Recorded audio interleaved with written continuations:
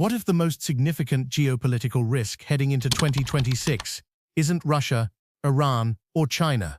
For years, Americans have been conditioned to look outward when thinking about global instability. Daily headlines frame distant capitals as the primary threats to international order. But recent developments suggest that one of the most consequential risks to global stability may be emerging from within the United States itself. At the center of this debate is former President Donald Trump and a renewed proposal that, until recently, sounded implausible even by modern political standards. The idea that the United States should take control of Greenland, an autonomous territory within the Kingdom of Denmark, and a member of NATO through Danish sovereignty. This is no longer a fringe talking point. Statements attributed to Trump indicate a willingness to pursue U.S. control over Greenland by force if necessary, raising serious questions about international law, alliance structures, and America's long-term strategic credibility. According to Trump, Greenland's strategic position makes it too important to remain outside direct U.S. control. He has repeatedly argued that if the United States does not act, rival powers such as Russia or China eventually will. The implication is clear. American intervention, in his view, is preventative rather than aggressive. But what exactly does that mean in practice? Is this rhetorical pressure meant to force negotiations, or does it suggest the potential deployment of U.S. military forces onto territory currently under European control?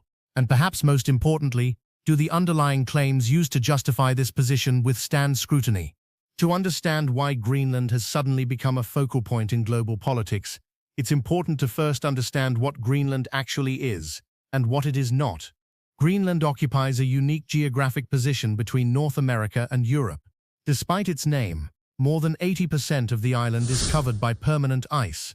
Its population is just under 60,000 people, and its economy is largely driven by fishing, tourism, and limited resource exploration. Politically, Greenland is self-governing, but remains part of the Kingdom of Denmark. Its citizens hold Danish citizenship, use Danish passports, and participate in Denmark's broader foreign and defense framework. Any attempt to alter Greenland's status would therefore directly involve Denmark, the European Union, and NATO. This is where concerns begin to escalate.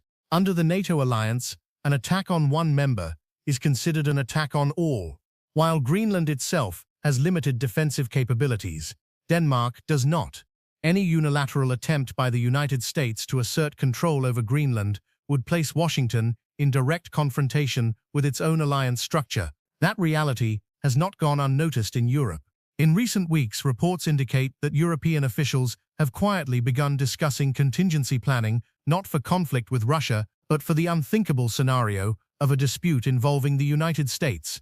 The mere fact that such discussions are taking place underscores how seriously this rhetoric is being taken abroad. To be clear, no official action has been announced, but diplomacy often moves quietly before it becomes public, and allies typically prepare for scenarios they hope never materialize. Supporters of Trump's position argue that the concerns are overblown. They frame Greenland as a strategic necessity, geographically closer to North America than Europe, positioned along emerging Arctic shipping routes, and potentially rich in rare earth minerals essential for modern technology. From this perspective, acquiring Greenland is portrayed not as imperial ambition, but as economic and security foresight. However, this argument contains several critical weaknesses. First, the claim that Russia or China are preparing to seize Greenland is not supported by available evidence. Independent reporting from European diplomats and international observers consistently finds no indication of military planning or territorial ambitions by either country toward Greenland. Russia remains heavily committed to its conflict in Ukraine and has shown no strategic deployment toward the island.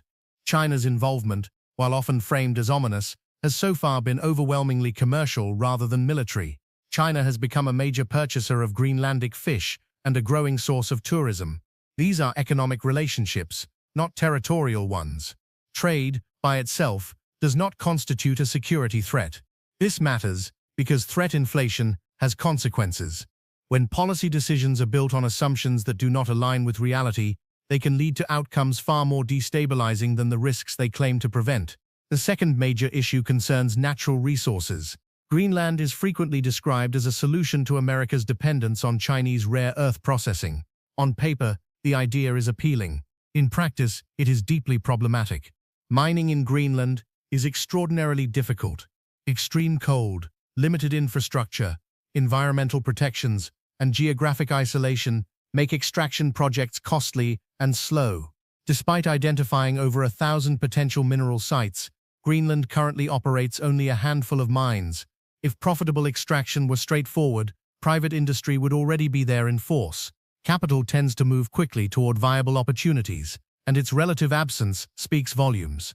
Experts in Arctic development have been blunt in their assessments. Extracting rare earths from Greenland at scale would require enormous investment, long timelines, and significant environmental trade-offs, all while competing with existing supply chains that are already operational elsewhere. The idea that annexation would suddenly solve America's mineral supply challenges is at best overly optimistic. But perhaps the most serious concern lies not in logistics or economics, but in credibility.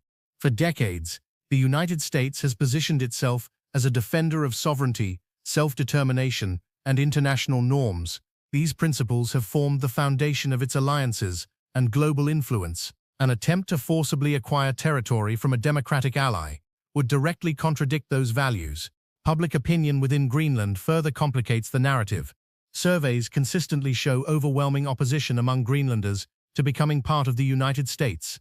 Support for annexation remains in the single digits. Ignoring the expressed will of the population involved would undermine the very democratic principles the United States claims to champion. Some argue that power alone determines outcomes in international relations, that strength grants permission. History suggests otherwise. Military superiority does not guarantee strategic success. Trust, legitimacy, and cooperation often matter more in the long term than raw force. Once lost, they are exceptionally difficult to rebuild. Already, there are signs of strain. European policymakers have openly discussed potential economic countermeasures should relations deteriorate further. Trade realignments, regulatory barriers, and financial distancing are no longer theoretical.